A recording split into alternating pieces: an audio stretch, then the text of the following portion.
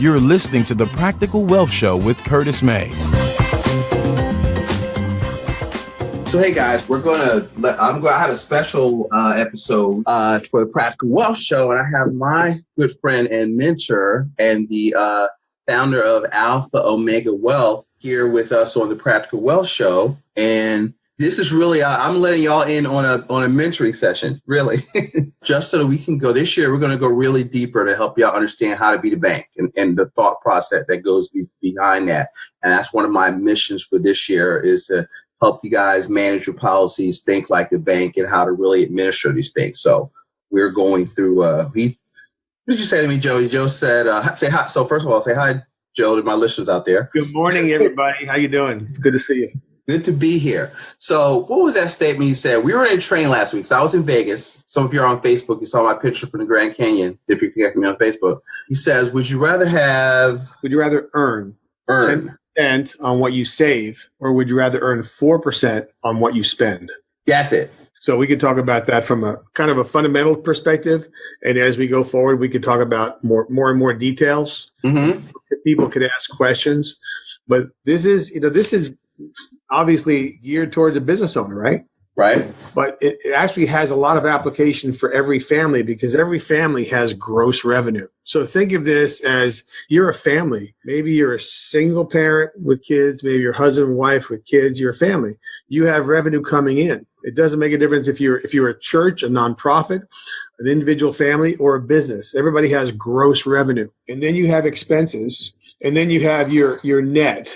And sometimes people's net is so small that they figure it's hardly worth saving from. Well, gee, if I let's use big numbers, okay? And you can just drop a zero if you want to.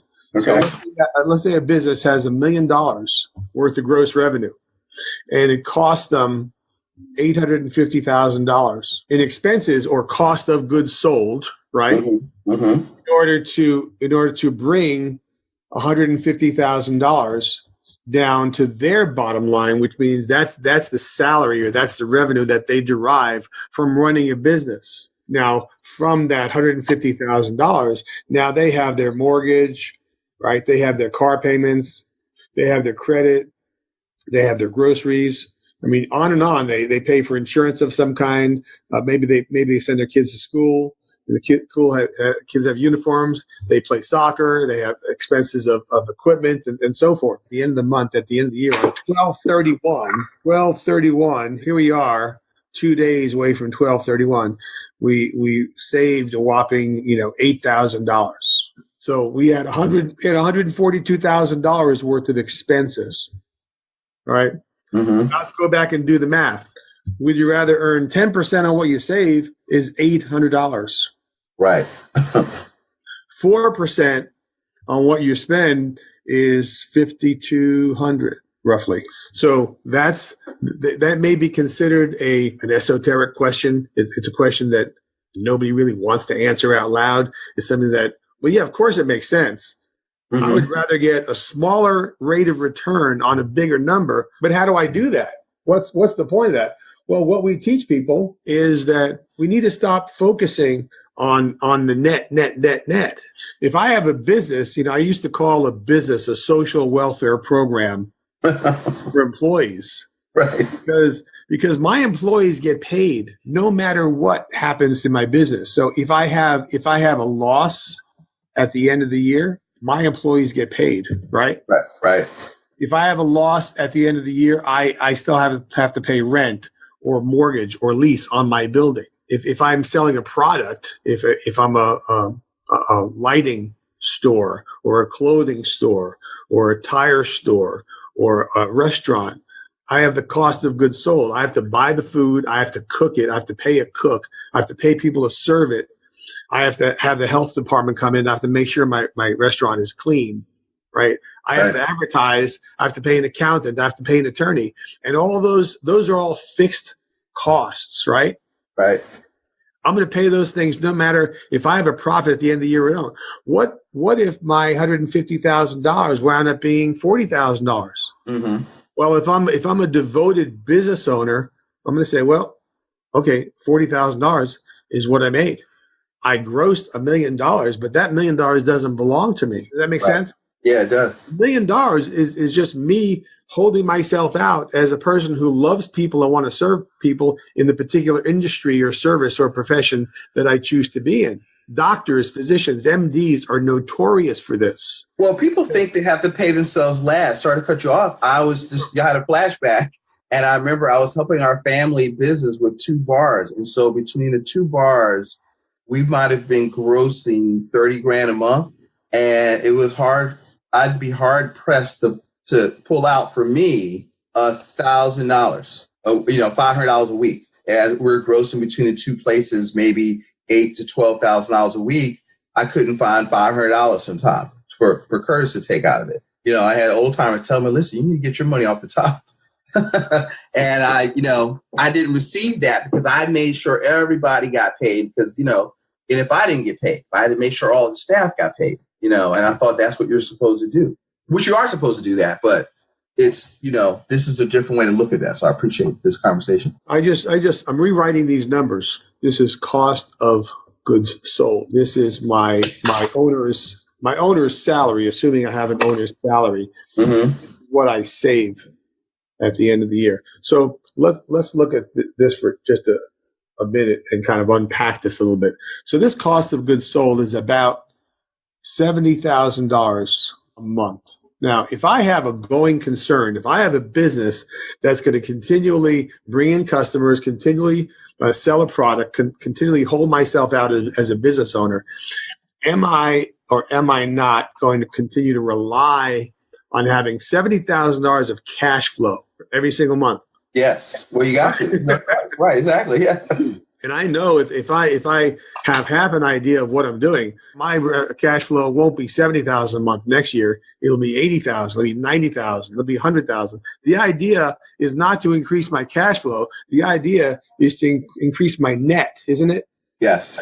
Now, what we've been talking about is creating a family bank that allows us to start drawing revenue and cash flow and wealth toward us, as opposed to bleeding our wealth out to all different sources. And the big 3 that I always identify, the evil trinity, if you will, is government, Wall Street, and banks.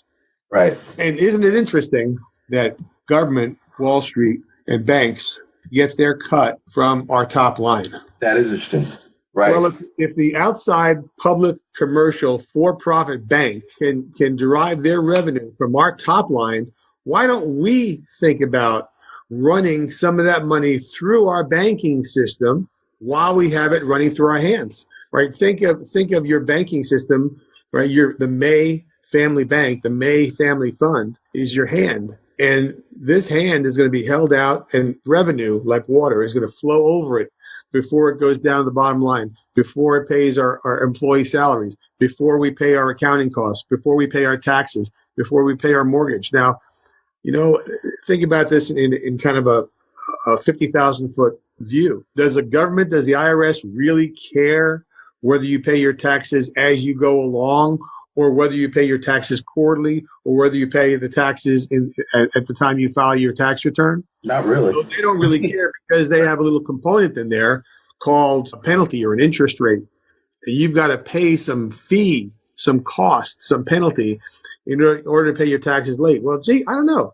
I might want to pay the fee in order to have access to some of that money so that I can run it through my family bank before I pay my mortgage.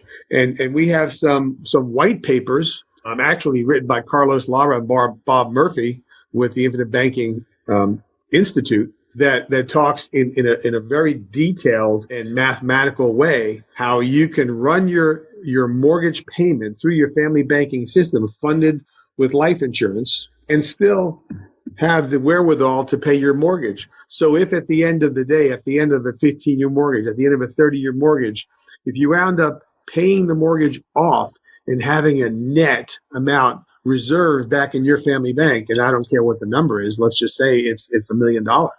What if I could recapture $1 million just by running my money through my family bank before I paid all my expenses? Yeah, that would be outstanding. How does that sound? So listen, I'm not putting this premise out here because I'd like to try it.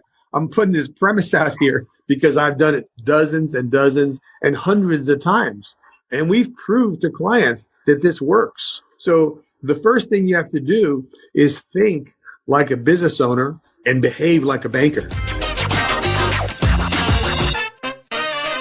So the banker has a focus on making sure that at the end of the day, they get a little nibble, a little taste, a little piece of every dollar that goes to that bank.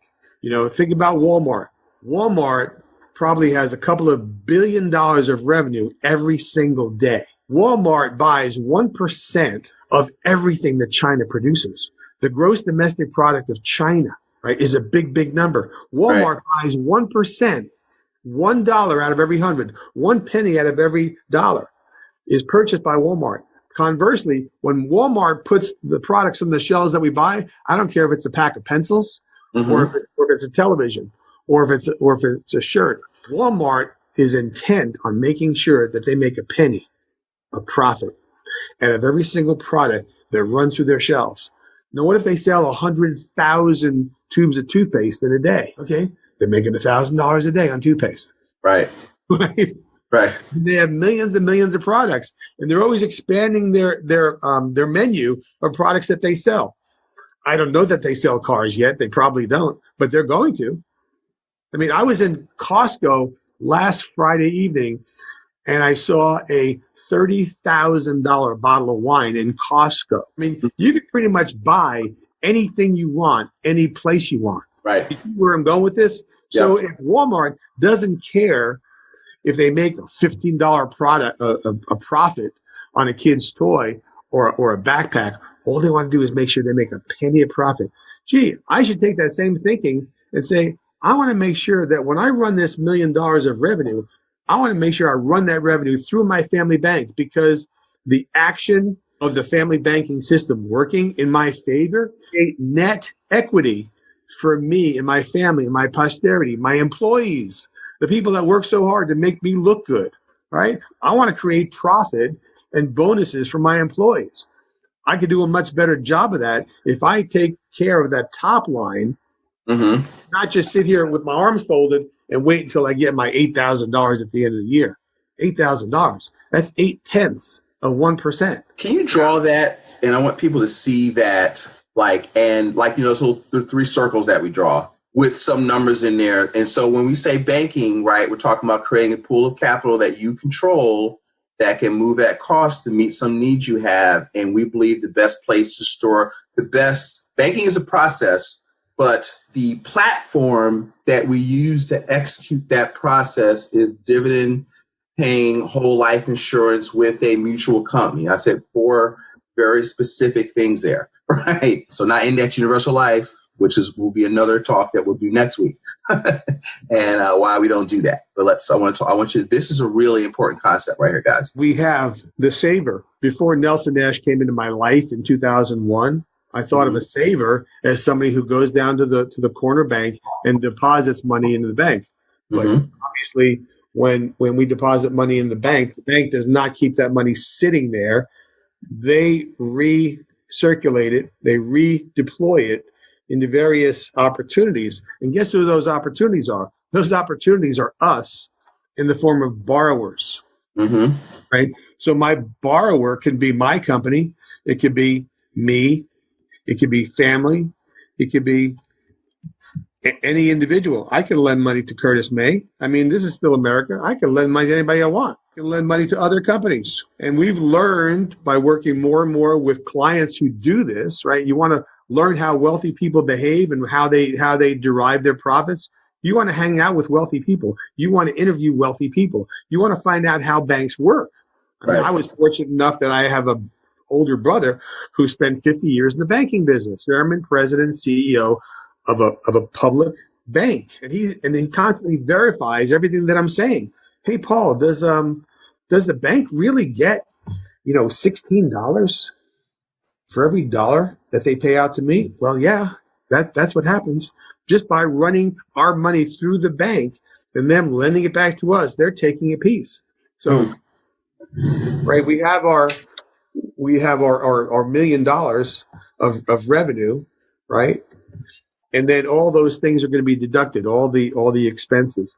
Then we're going to fund our family bank before we fund our mortgage. Now we're going to make sure that mortgage is paid on time, every time. We're going to make sure that our credit doesn't get disrupted and things like that. But we need to talk about how mortgages work. We need to talk about what's the end goal of all this. The end goal of all this is for me to have more money. Well, why do I want to have more money? That's a really important question, because if you can't answer that question, you're not going to have it. Right. Well, I think I'd like to be rich because I'd like to just kind of throw myself into a pile of $5 million and have the currency sitting on the floor. I just want to throw myself in it, and I want to go any place and do anything. You know what? That's not solid enough. That's not strong enough. That's not clear enough. That's not enough of a vision. I'm sorry. The end game for you is getting rich so you can have a 15-carat ring on your finger. That's fine.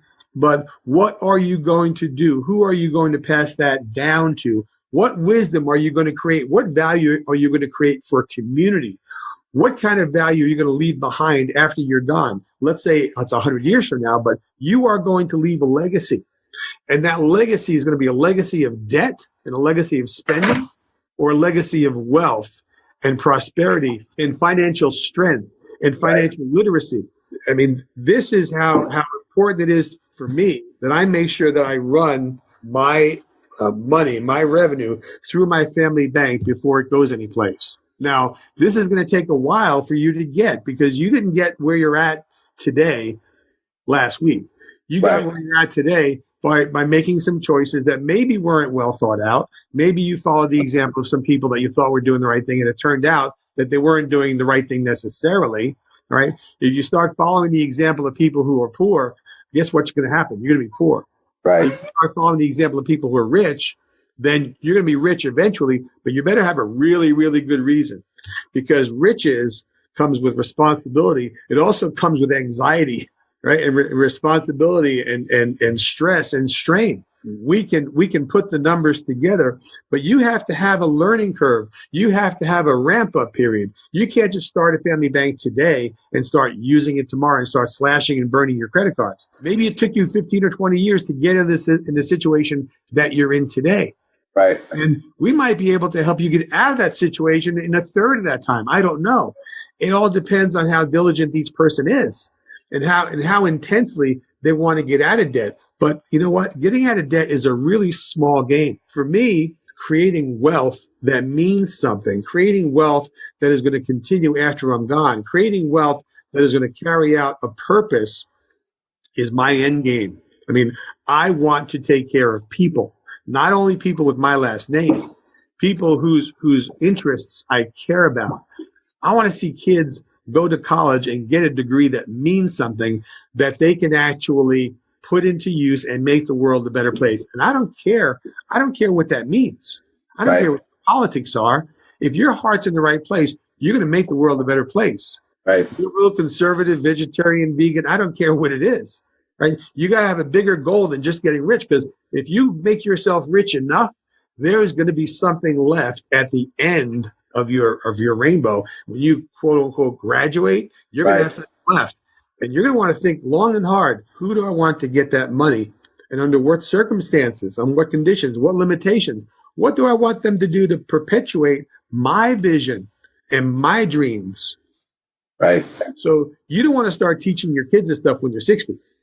Right. You want to start teaching your kids this stuff when you're 6, maybe even younger. Because we want to create legacy, folks. As you're listening to this, you know, one of the things that we talk about are what I call the 4 pillars of a strong personal economy: freedom from debt to others, ready cash when you need it, passive income you don't have to work for and you can't outlive, but most importantly, a legacy of wealth and the wisdom to go along with that wealth. And so through the banking process, we can help you achieve all 4 of those things. So what if it took you, a couple of years to start building up, ramp up, if you will, and if each one of these boxes represents a year, or if each one of these boxes represents 5 years or 10 years, does it really make a difference how long it takes you to become wealthy if you wind up becoming wealthy? Because what we have right now, let's take the average American family, the average American wage earner. they're not going in the right direction. So if we can reverse the polarity, reverse the direction, and start going in this direction, does it really make a difference if it takes you 15 years to get wealthy? You never would have gotten there had you not started learning the principles of economics and learning how money really works and learning that, God bless them, the bank's number one motivation when they get out of bed in the morning is not to make you rich. Bank's number one motivation when they get out of bed in the morning is how to get your money out of your pocket and put it in their pocket. That's right. Or your fund manager. Give very little back to you. Mm-hmm. So I'm assuming that you're a person that has depth of character, that wants to build something outside of yourself that's greater than yourself. What I call it is build it, leaving a bigger footprint than the one that you occupied yourself. Mm-hmm.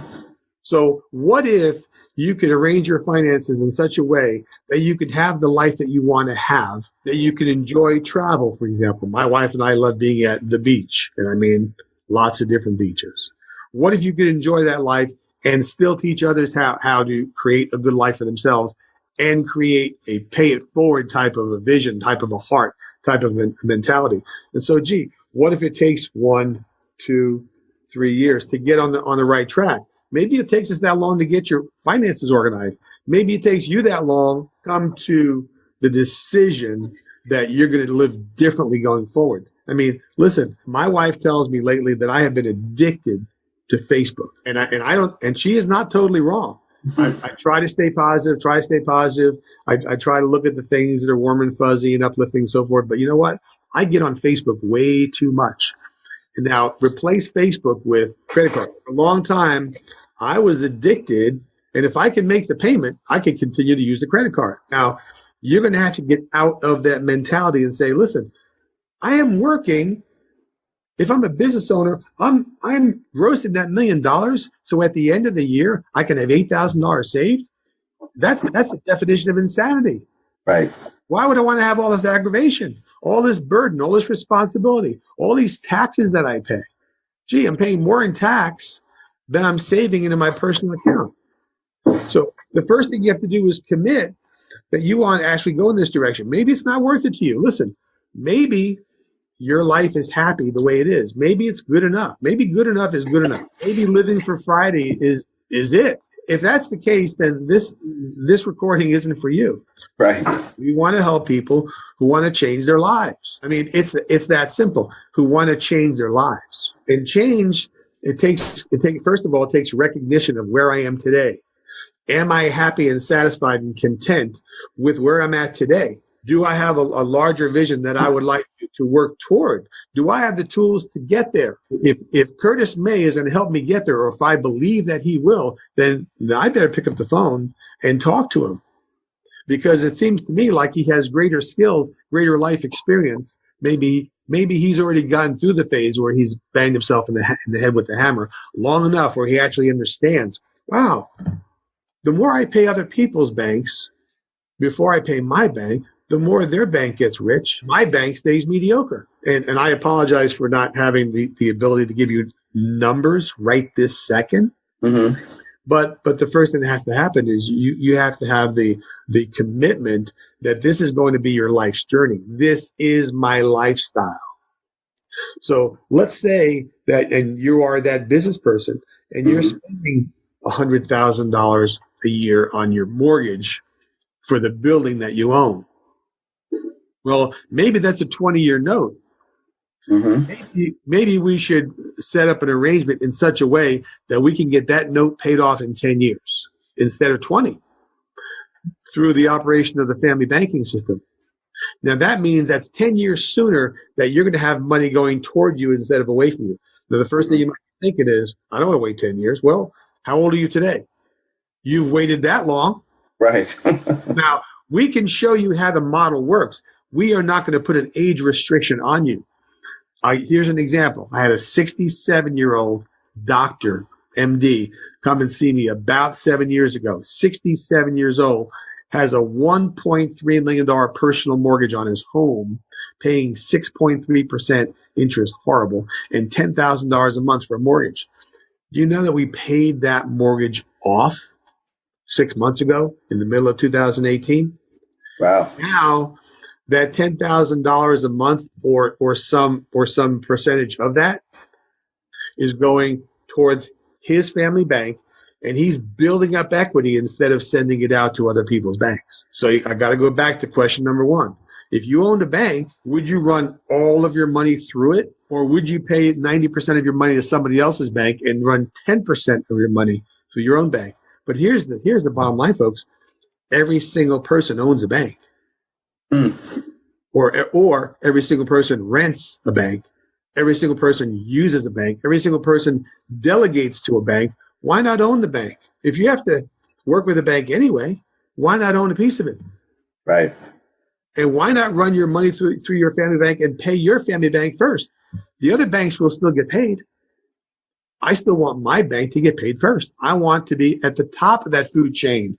I want to get paid off the gross, not the net. We can do a follow-up where I can show you how one of my clients set up this system.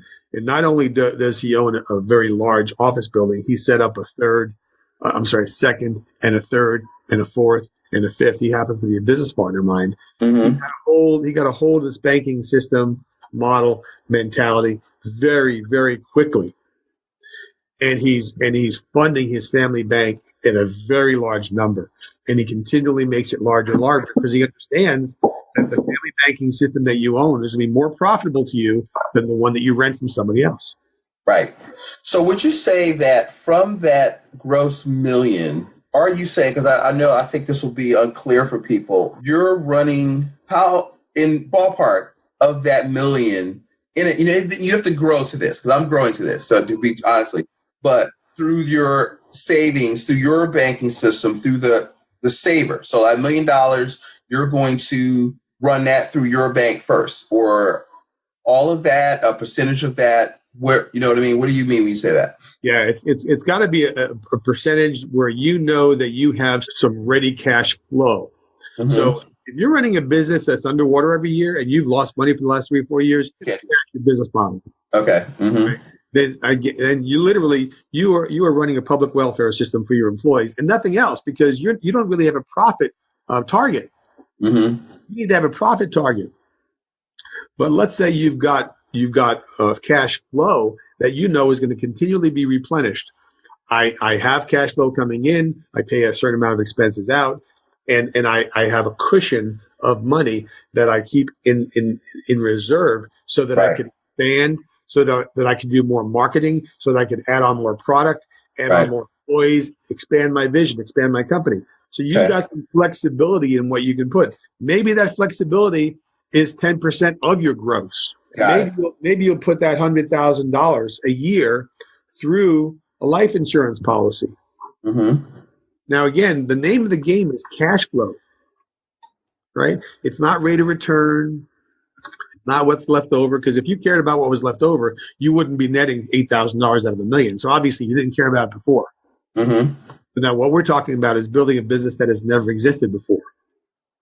So if we can get $100,000 as a ramp up, as an example, and as of year number 3, start taking that $100,000, borrowing against that $100,000, and sending that $100,000 to the mortgage and borrowing against my family bank. That $100,000 is going to entail an interest that we're going to pay back to an insurance company.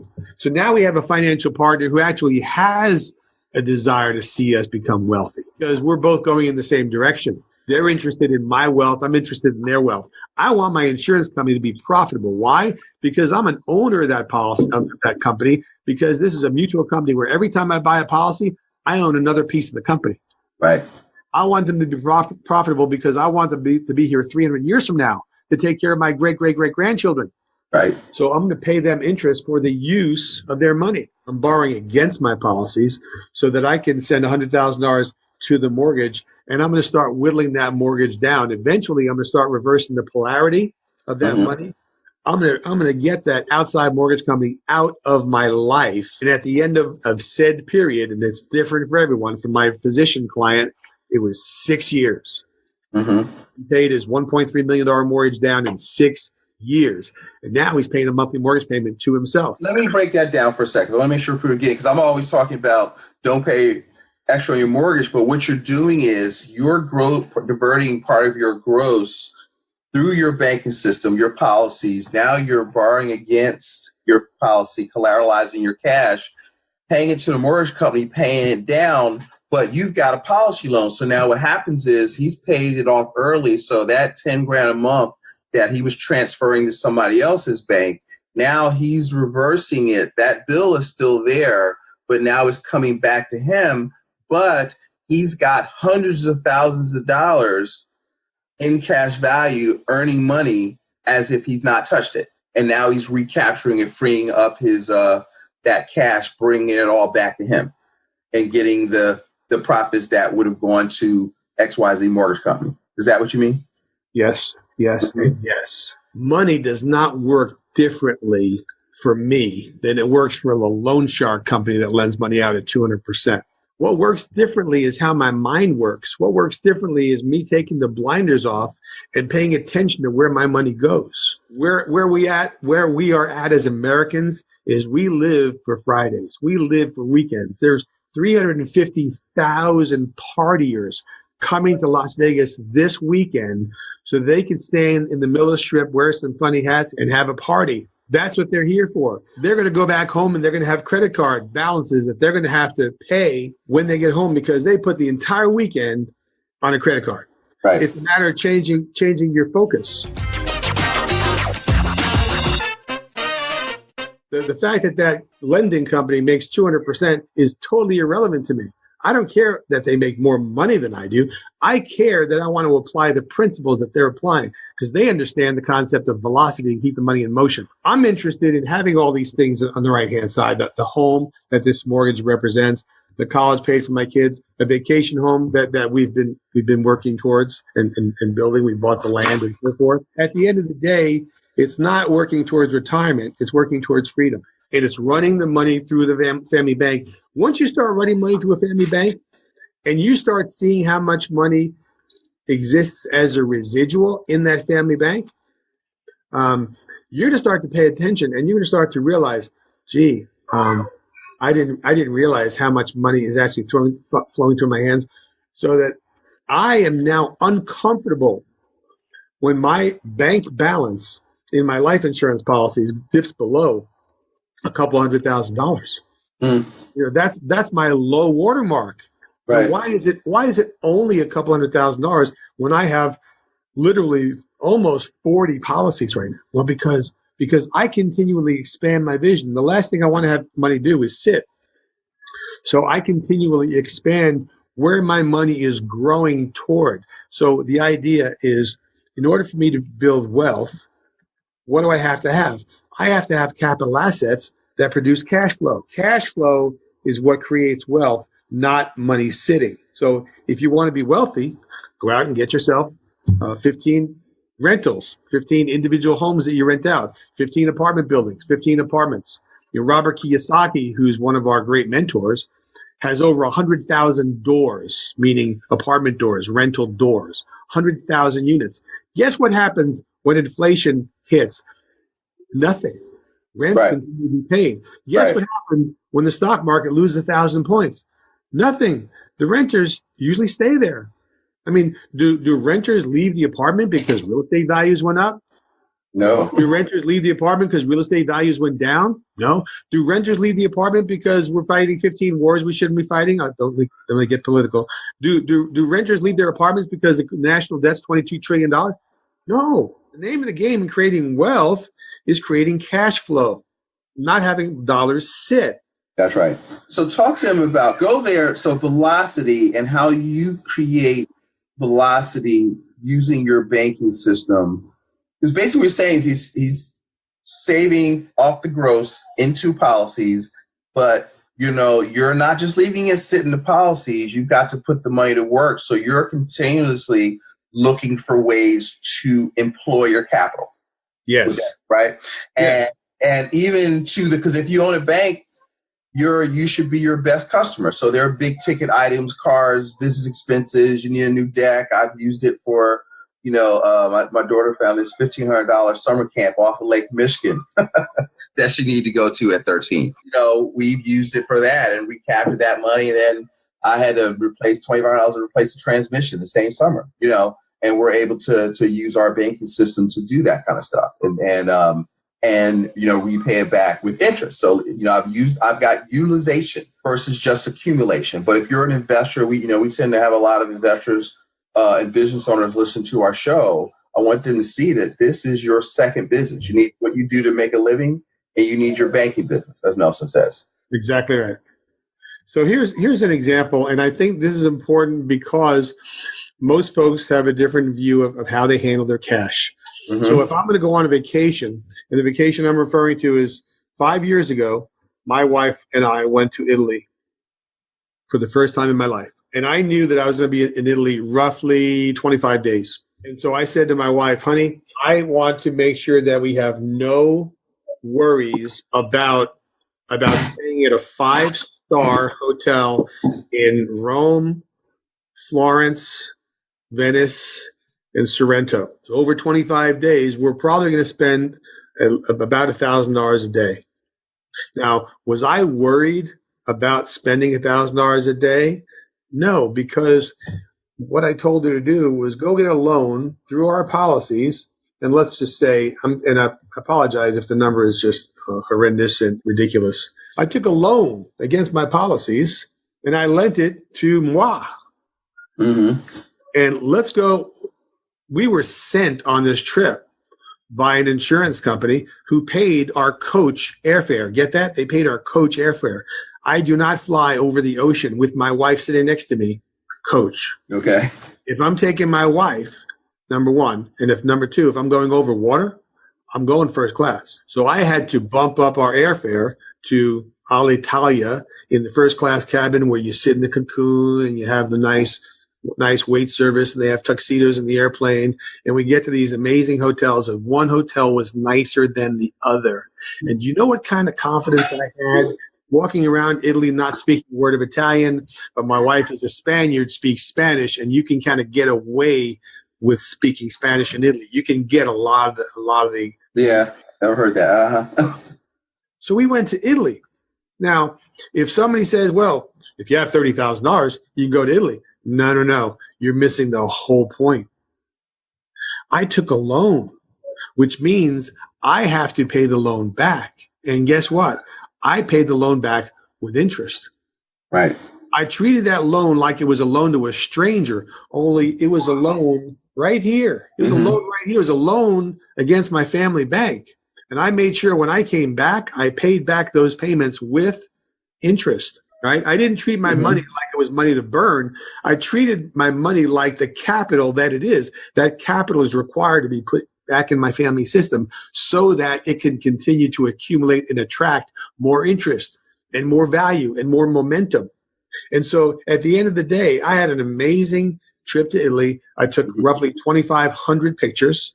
Wow. And I'm happy to show you my slideshow when you come to my house. Okay. And every place my wife walked, I got lost because I would be in the last church we just passed by. And she says, they're all churches. They all look alike. To me, they don't look alike. I got to have a picture.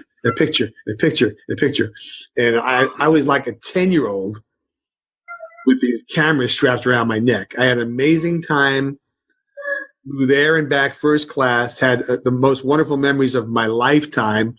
Spent my 60th birthday on the Grand Canal at the Bauer Palazzo on the Grand Canal in Venice and watched 1,700 hand-powered boats in a regatta. Happened to happen that Sunday.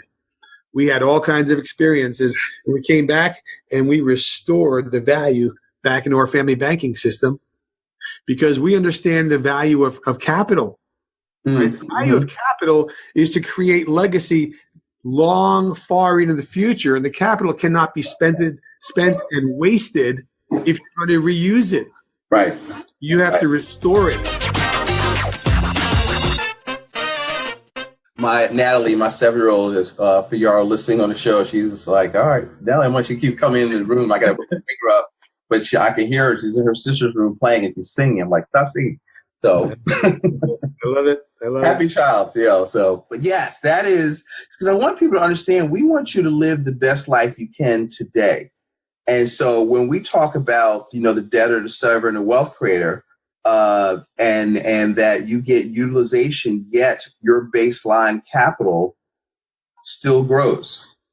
And that's the position that you want to be in. So you can enjoy your life yourself, but you've got to be a good manager of your own money. That's really the key. It's really a cash flow money management system, where you've got to, because being a bank is thinking differently than an investor, okay? Because your capital product is money, and then it's even different from being a business owner, because instead of whatever service that you do, if you own the bank, you've got to see your money as your product and as your employee. So a lot of the reason I want to do this kind of stuff is to work on making the mental transition to be the bank, to think like a banker, to think like become a good steward of your own resources. I always tell people my goal is to, when we take people through our process, what we're trying to do is help you deconstruct your personal economy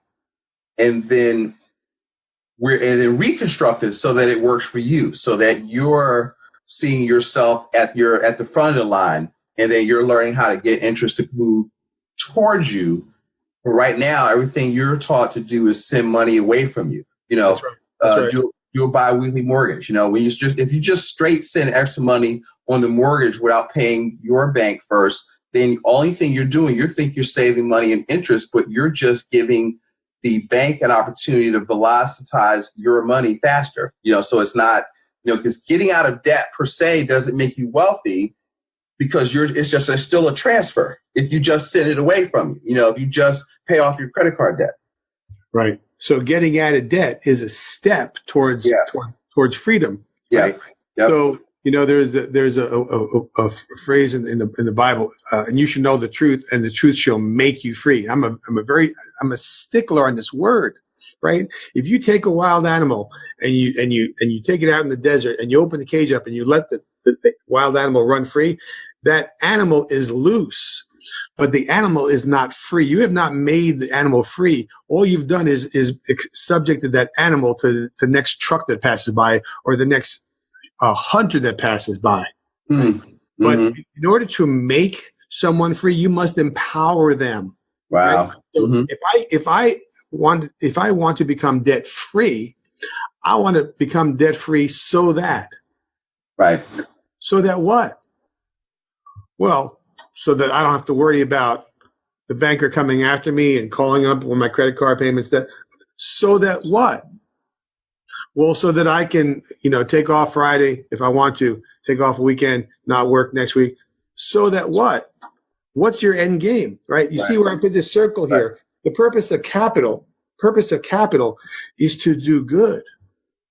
The more capital you have, the more good you can do. So putting yourself in a position of being debt-free, you've only gotten yourself to zero. You've gotten yourself to neutral. Now you want to turbocharge that person, that life, that family, that destiny. Okay, now that I'm debt-free, and now that I know how money works, now that I know how to use my power that I have to empower other people, to unchain them, where are we going to go from here? It's not only about the individual or the family. It's about the community at large. Americans are the richest people in the world, and they're also the highest amount of people who are in therapy. Right? We're stressed and we're strained. We're neurotic about making this money because we don't know why we're making it. We don't know why we're on that rat wheel. Right. If you have a reason to become debt-free so that you can empower yourself, so that you can empower others, so that you can lift up other people, now you have a goal. Now you have a vision. Now you have a target. Now you have something you want to do with your life. Wow, I can become debt-free so that I can amass wealth, real wealth, $50, $100 million, so that I can uplift cities. I mean, you can't uplift a city unless you get your greed, your selfishness, your self-centeredness, your small thinking exploded. Right? You have the power in you to help 1,000 other people. Well, yeah, you'll get your tuition paid. We'll get that taken care of. Right. Let's think bigger. We can't think bigger unless we make the right small decisions. Let's get those small decisions lined up, and they will lead towards bigger things. I probably took you off your topic, but no, that's great. So what homework would you give people that are listening to this that want to go deeper, other than, talk to you and I? But, I know you and I both give reading material. What's probably the first few things that you have them look at? I use Audible on my phone. I listen to books. Mm-hmm. And I believe that Robert Kiyosaki's book, Second Chance, is one of the most important books I've read in the last 10 years. Wow. Okay. I mean, that book is a primer on how money works. I mean, Robert Kiyosaki goes into the definition of an asset. Well, do you know what an asset is? Well, my car is an asset. No, it isn't. Your car started depreciating the day you took it off the lot. Mm-hmm. If it was a $50,000 car, you lost $15,000 when you drove it off the lot. It's not an asset. It's a depreciating asset, right? Your car is a liability. Well, my house is an asset. Does your house create cash flow that goes towards you, or cash flow that goes away from you? Well, it goes away. I have expenses. I have upkeep. I have maintenance. I have repairs. I have the hot water heater just blew out. I have insurance. I have taxes, right? That sounds like a liability. Your house is a liability. I have a house down the street that I rent to someone. That is an asset. Right. Right. Robert Kiyosaki goes into a big dissertation on what it is that savers do and what it is that rich people do. And if you want to continue doing the things that savers do, he calls them losers. Right. Savers, losers. Right? So because savers have a target, have a vision of accumulating and piling up dollars so they could sit in one place and so they could sit there and admire the pile that they've accumulated. And wealthy people pile up dollars only until they have enough to go and buy their next rental property or their next business or their next investment, because the name of their game for wealthy people is cash flow. Their intention is to create future generations of kids and grandkids and great-grandkids who will never have to work at a back-breaking job, at a $12 an hour job for a living. They want to empower their kids so their college is paid for, so they can devote their mind and their heart and their spirit and their soul to improving society. And then you have them read Become Your Own Banker. Second Chance. Becoming Your Own Banker. And then, Becoming Your Own Banker is a great book. It's about 90 pages. It's about 50 pages of text and 40 pages of charts. And the charts are totally outdated. But what we need to do is make those charts come alive by explaining to you what the charts mean and how you can get yourself in a position to start having money come towards you, and how you can finance that next car completely from your own family bank and get all the money back. And finance your kids' education and get all the money back. And finance a vacation to Italy and get all the money back. And now that you have your process and your habits down correctly, now you can start thinking big and say, wow, if I have all this cash flow that I have coming in and coming in and coming in, and I am comfortable that the cash flow will continue coming in, I can actually make better and more intelligent use of the cash flow, and I can build more capital assets that will create cash flow, that will create true wealth for me in future generations. So now I can start using this for myself and teaching it to other people. Right. Now I can start putting government in a box and putting Wall Street in a box and putting banks in a box and have them work for me instead of me working for them. See, that's freedom. I'm a little bit twisted. Right. Thing. Well, see, we're both. I know how many millions of dollars have flowed through my hands that I cannot control. Right.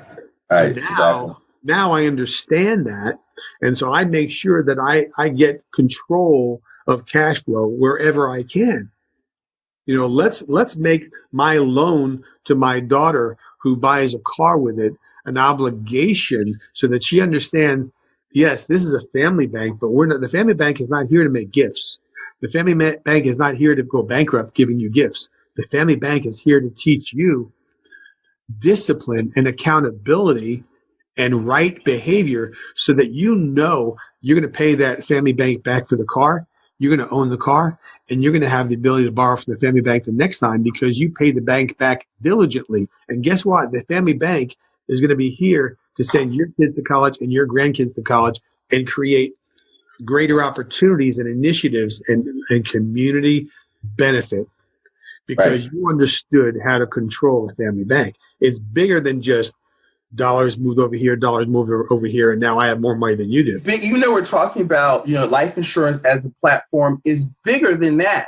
You know what I mean? And so this is like one of my passions, for people that I know it's like, it doesn't even really matter what you start with. It doesn't even matter what you make. If you start to get this concept, you can build on that. And this can change your life. This can create multi-generational wealth. And so, folks, you've got to get mad and you've got to make a decision that, okay, somewhere that somebody in every family that you look at on the Forbes 400, somebody made a decision not to be poor. When you look at, I'm trying to get him on this year, Dennis Kimbrough, The Success Secrets of Black Millionaires. He says none of those people were rich. They made a decision to not be poor, right? And so that's it. So now we're giving you a system, because the only thing that we're looking at is the business model of banks. And we're saying, how do they make money? And how can we appropriate that for us? Okay. And so I don't care if you work at McDonald's. You could do this if you got disciplined and wanted to do it, because people say, oh, I'm 70. Is it too late for me? I was just doing a family. I was explaining this. I had a family. I didn't get into this, but we're going to go into it. But I had somebody asked me to come over Wednesday night, and activity. I had 14 people Wednesday night at a family meeting the day after Christmas.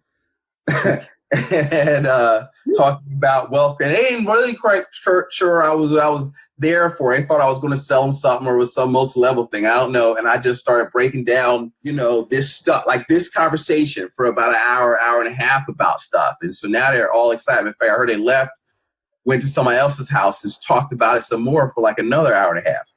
So and I told them, I said, listen, the goal of when I speak and we do these shows is to not tell you what to think, but is to get you to think. And I always tell people when I talk, my goal is to have you have more questions than you have answers, because that means now you're starting to think as opposed to waiting for somebody to tell you what to think, because it's your money. It's not our money. It's not Curtis's money. It's not Joe's money. It's your money. You have to think, and you've got to decide to take control of your life. So listen, I want to thank you, Joe, for hopping on the call. So this is, folks, I just basically let y'all listen in onto a mentoring session for Curtis. If you request it, I'll probably send you the video of this so you can see what Joe is drawing while we were talking. So we'll figure out how we're going to do that. But folks, thanks for listening to another episode of the Practical Wealth Show. Joe, go out there and help some more families. And I thank you so much for this time. Thank you. Have an awesome new year. We're about to enter into a new year,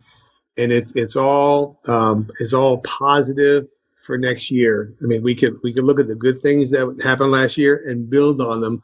We could look at the negative that happened last year and learn from it. Yes, that's it. And that's what we're going to do. We're going to build. And going in 2019, folks, we're going to get after it. We're going to show y'all how to be the bank. Look forward to seeing you in person in Philadelphia. Absolutely. And in fact, so if you're local, Joe's coming. We're setting that up now. So talk to you soon. All right. Take care. Bye-bye. Thank you. Bye-bye. Thanks for listening to Practical Wealth. To access the show notes and resources, go to practicalwealthshow.com. To get your questions on the show, go to practicalwealthshow.com.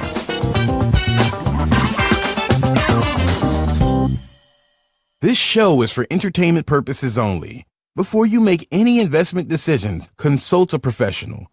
This show is copyrighted by Practical Wealth. Written permission must be granted before syndication or rebroadcasting.